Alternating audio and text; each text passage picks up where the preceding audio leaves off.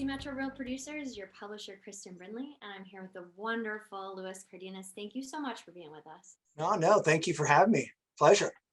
Hey man, Bargain Movers, second generation, 40 years in business. I mean, it's a pleasure to have you as a partner in DC Metro. I love the second generation story and your corporate background.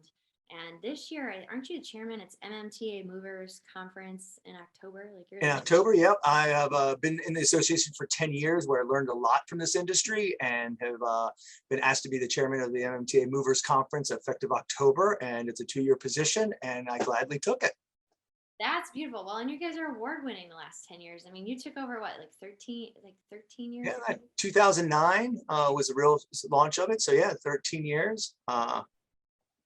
That's hey, Lewis, that's amazing. If people haven't checked out your story, it's in our June publication. And here we are right here.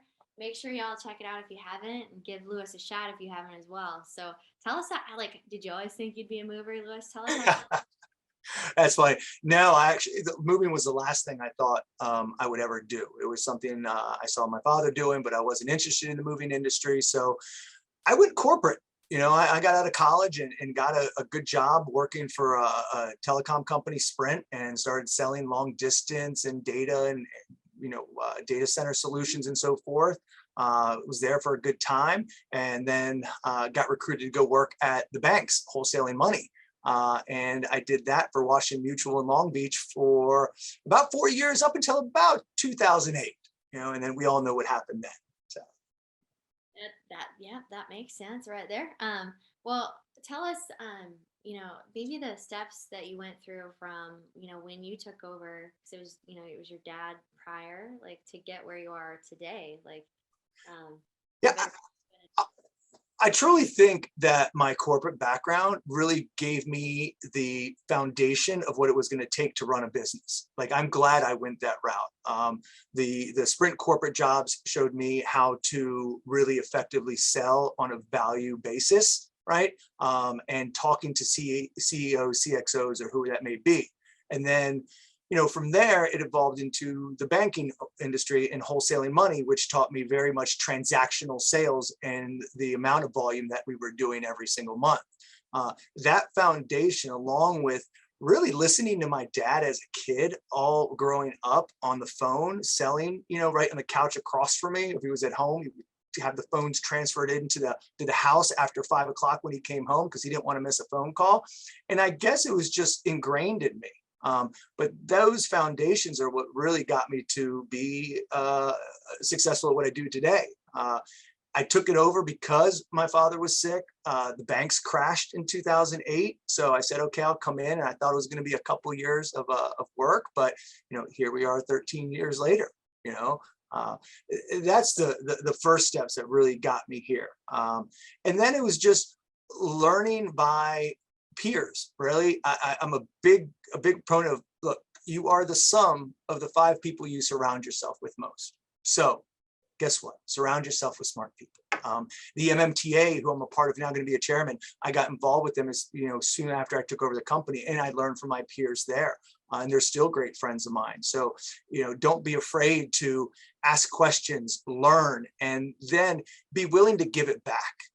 And I found that I've got a guy who's 27 now who started a moving company, and he's a great guy, and I'm trying to give him back what people gave me, right? And then it just pays itself forward.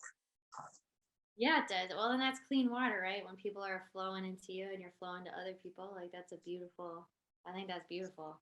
I can totally see you being like that. What's been maybe most challenging and most rewarding in this for you, do you think? The challenging part of this is it's a moving industry. It's a daily grind. Every day is different. Staffing in the labor industry is always challenging, right? But those are the only real challenges there. The rewarding part, I could not have imagined how rewarding it is to, one, run your own business, have the time and flexibility when you can, and being able to call your own shots, making those decisions, right? Giving me what I needed to be able to spend time with my family. I got a 7-year-old little girl, and I like to spend as much time with her and my wife.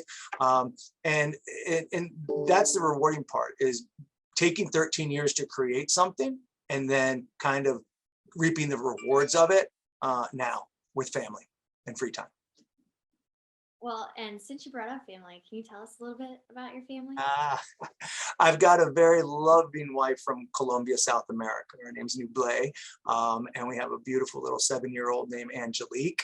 And it's just the three of us. So they are my life. And I enjoy all the times with them, watching her grow, and just taking little trips as a family, whether it be a weekend or, cutting out to Vegas and leaving the daughter with the grandmother. That's great. But yeah, those things. Oh, that's beautiful.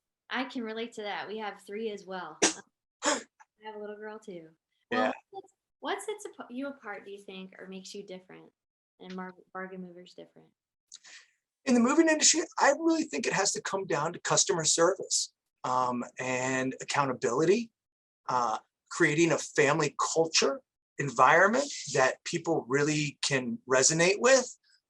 They feel this. We we are very proactive and very communicative with our customers. So when you're able to give that to them, they don't feel that from other moving companies. Now, moving industry has a lot of great companies, but it's got a lot of not so great companies. So and when you can give that to the customer and they have a great experience from start to finish, from the time that they call into the office to the time the estimator goes out, the guys go out and do their jobs, perform efficiently, and then wrap it up, and we have them in a brand new home that they got and they had a great experience. That's all we aim for. I tell my guys, it is the experience we aim for, and that's why today 65 to 70% of what we do is all return customers or referrals. Yeah, I was gonna ask about like where you get a lot of your business, but that is really, and I know that about you guys. It's always been how y'all work. A lot of referrals. Yeah, the referrals are great from previous customers or people just knowing us. I mean, today we're moving 2 houses on the same street, and we moved the other house on the same street yesterday because they were all referrals from friends that we knew or were moved, and they kept together. So we own that street, right? Um, A lot of great realtors too. well, that's what I was leading into, is that outside of those referrals, the realtors and the community that you've established there with the real producers has been invaluable. I mean, I can't tell you, building those relationships that have expanded by being able to go to the events that you have and put together, and it's really strengthened the relationships that we have with the realtors. And that's a big part because of real producers. Otherwise, we wouldn't have that opportunity. So again, thank you. Thank you. I really appreciate it. I mean, you all have been part of Real Producers in DC from like near the very beginning, and we appreciate you too, and all that you do in the community. Um, Thank you. well, for you, are there any like myths you'd like to dispel or advice in working with, like for realtors and working with, your company or movers in general?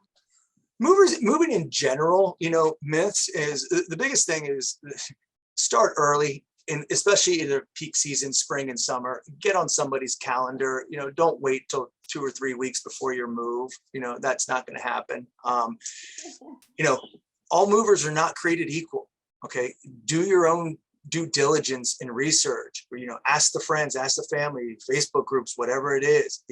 Get that. Just don't rely alone on what you read, and then ultimately get 3 or 4 companies, call them, get a feel for how you feel like you're going to be treated, because it's your livelihood. They're moving, right? It's everything you have there. So get that feel for it. And another myth: these guys just aren't labor guys. These are skilled workers. Like, if you see how they work and how they stack a truck and what they do to make things happen for customers, it's a lot of hard work. Right? And it takes technique. So those are a few little myths there. I love it. Well, and you all are very professional and you care. Like, can you tell us about your communication? Because I know that's something that we've talked about a few times, like how important it is that you communicate with the clients and with the realtors, like your philosophy and how you think about that. So communication is vital to our organization, because without clear, effective communication, setting expectations correctly from the beginning, that's when things go wrong. Okay, so I've trained my staff to be able to advise clients on what to do and what to expect, and how to be prepared. Because if they're not, then again, they don't have a great experience. Communicating with the customers, if I see something that's not quite right on a file or whatnot, I'll proactively reach out to them, or giving them tips and tricks along the way and communicate. Oh, you mean I needed to reserve parking for you in DC? Yes, you do, because I can't park a truck without it.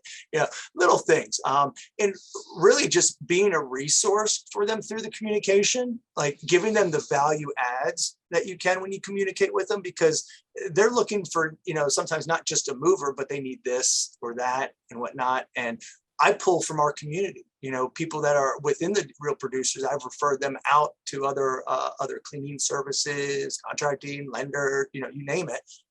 So it works that way. And then communicating with my staff. Right, communication is key with the crews. Every morning when they come in, we're going over every job order, what to expect, where you're going, what little ins and outs to have, so that they don't have questions when they get there, because then that just delays, that creates more work and phone calls coming in to us. So clear, effective communication, key. Well, do you have any, let's see, like any quotes or books or anything you want to share with everyone? Because I know you're reading. Yeah. Yeah, one of my favorites. I've been unknown author, but it really is true to me, and I learned it a very long time ago, that every situation is neutral in life. It is our choice how we react to it. It can be raining outside, and I can be miserable because it's raining. Then somebody else next to me is, their plants needed water, and they'll be like, "Oh, it's great, it's raining." The rain never changed. It's our perspective about it. So it's our choice. I love that. I was literally talking about that with my team the other day. I love that. What about books? Yeah, and this kind of goes hand in hand with that, because one of my favorite books I read a long time ago that was given to me was Infinite Possibilities. And it has to deal with really your mindset, visualizing, focusing on the good, not the negative. Your thoughts do become things. Okay. And I'm a big believer of that. I can tell you, the truck that you see in the background here was one of the first trucks we bought, which was a moving truck with an overhead hang and everything. I've visualized trucks like this for 6 to 12 months, right? And then slowly they just started appearing. So if you haven't read it, read it. It's a great, easy, short read, but it'll change your perspective on things. Change your perspective, change your reality. I love it. Thank you. That was freaking great advice. Go read that book if you haven't. And, Lewis, always a pleasure to talk to you. And thank you for being part of Real Producers. Now, thank you, Kristen. You put a great platform together. Truly appreciate it and love being a part of the Real Producers family. Thank you. Well, you heard it here at Real Producers, everybody. Have a great day. Bye, guys.